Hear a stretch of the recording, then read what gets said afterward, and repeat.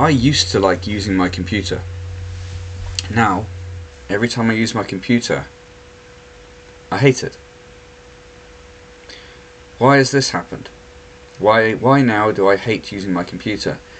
I hate using my computer because now, essentially, control of my computer has been stolen from me. Very regularly, my computer is switched off and switched on again, and the operating system is completely reset, and all the programs I had open are closed, and then hopefully some of them are reopened when I go back into my machine. I am forced by Microsoft to have a PIN. What the hell do I need a PIN for? I've got a password. It's also made ridiculously awkward and difficult for the average user to remove the necessity for a PIN, and you are forced to have to input your own password. And what Microsoft are doing is this. They have sat down and decided, right guys, all humanity is stupid. Therefore, we are going to not only treat them as stupid, but use it as a great opportunity to control people. We'll control the user, using their own machine against them. Ha ha ha ha! Because they use our software. And because we're so big and everyone uses our software, we can do what we want, guys. And I'm sure some people in the meeting were like, no, guys, this is just you can't do this to people. It's rude. You're invading their privacy. You're invading their control of their own computer. No, guys, we can get away with it. And because we can get away with it, we'll do it. Ha ha ha ha ha. And that's the problem. Now, to use an analogy, well, not really an analogy. It's pretty much probably what the problem is. Imagine you've got a guy who's built a company for a long time. It's taken him many years. He's won the trust of his users, and then he hands over his company to his son, who has no experience, no idea what he's doing, and he looks at the company and he says, "Hey, why are we so nice and respectful to the user?" And the father was nice and respectful to the user so as to build his company. And so the son says, "Hey, we don't need to be respectful to the user. They belong to us. They're our customers. We own them. We can do what we want. Not only so that the business runs nicely, but also so that we have power and control over people. How wonderful!" And with the current climate of New World Order scummery in the world at the moment, all it takes is for someone in that position to be approached by that crowd of scumbags, and then such a situation means that anyone who is using that product, which they are pretty much beholden to because it is pretty much the only thing on the market, is just subservient then to that company. Now this, as far as I can tell, was never the ethos of Microsoft. It was always, how can we help the user? How can we make the user feel in control of their computer? And it's completely gone the opposite way. Because these scumbags are sitting there, hiding behind the internet, interfering with other people's lives.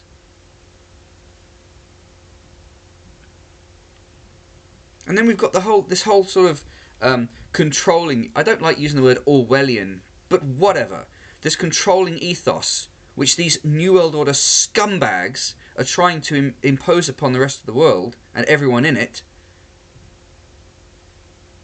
And so we've got situations where it's all about control. It's about trying to demoralize people, trying to make them feel controlled, trying to make them feel powerless. And that's got to stop. It must be stopped. You can tell what's happened. These people have just gotten out of control. So every time I use my computer, which used to be a source of pleasure, it was fun. I was in control of my own computer. No, not anymore. Now I'm a guest at my own computer. It gets turned off and turned on at will by some organisation outside of my house. What business do they have doing such a thing? None. We used to have antivirus software, right? Which you would have on your computer. It was produced by third-party companies, and you bought it and used it on your computer to protect your computer from viruses. Oh no, Microsoft says, oh no, instead of that, we are going to reload our software onto the user's computer whenever we feel like it, interrupting their work, interrupting their lives, interrupting their feeling of control over their own computer, and there's nothing they can do about it because there's no alternative. Just because you can doesn't mean you should. Okay? There are rules in this life. There is etiquette. There are manners. This is the problem with the blanket corporate mentality, because they can hide behind the business, and nowadays they hide behind the internet. Use our complaints procedure, which basically goes nowhere and does nothing. If it does anything at all, it's all automated garbage. You can never speak to a person. This type of nonsense is not only inconvenient and irritating, it is dangerous, and it needs to be stopped. Having control in your life is very important to a person. That control being stripped away and stolen is very dangerous to a person. And that's why I don't like using my computer anymore. Now, what's the answer? The answer is to do whatever is necessary to push back against this. And initially, it requires basic communication. Now, I am going to personally write letters to the people who are running these businesses. Open letters. I'm not going to go through their little automated complaints procedure. No, I'm just going to write a letter the right way.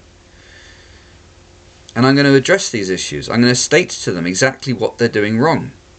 There's no other way of dealing with this. That letter has to be read by someone who has enough intelligence to understand what's going on. Just because you can steal doesn't mean you should. There are many instances in life where you might have the opportunity to do something which is untoward or wrong or flouting the rules or obnoxious, but you don't. And that's what integrity is. That's what character is. That's what morality is. It's what decency is. And that's the problem with this corporate mentality. It doesn't have any decency. It makes me laugh when I see companies' taglines or logos, and they have this statement, oh, such and such company cares. A company does not care. It cannot care. That's a lie. It's as much of a lie as an electric car saying 100% electric, as if there's no burning of fossil fuels involved in producing the electricity that runs the car. You know, it's emissionless. It's a lie. The electricity is still made through the production, or it's made through a process that produces emissions. It's a lie. This lying, it's just everywhere. And ultimately it has to be defeated and stopped and crushed. And we have to do it as individuals, as groups, as societies. We are responsible. We cannot give responsibility to these organisations because they won't do anything. They'll never, ever, ever, ever, ever do anything apart from that which causes their bottom line to be maintained or improved. There is no way, it is impossible for any morality to exist in the corporate environment. Now, if you have a business which is run by one person who is ultimately responsible for it and whose name is attached to that business and who cares about their name, then you've got a chance. But when the company just becomes a corporate entity, there's no chance. And that's what we've got at the moment. That's the problem. And people just hide behind the company and do all manner of rotten things, and they get away with it. And they're just not accountable. No one ever... This is why morality, decency, honesty, integrity, even chivalry, that kind of thing is important. That's why it exists. That is humanity.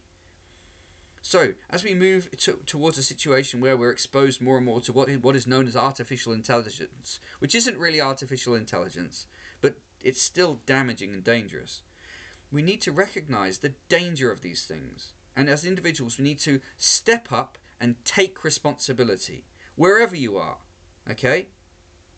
Throughout human history, the people's names that you remember are the people who stood up and did something about a problem. They fixed a problem. They addressed a problem. They took charge. They took responsibility.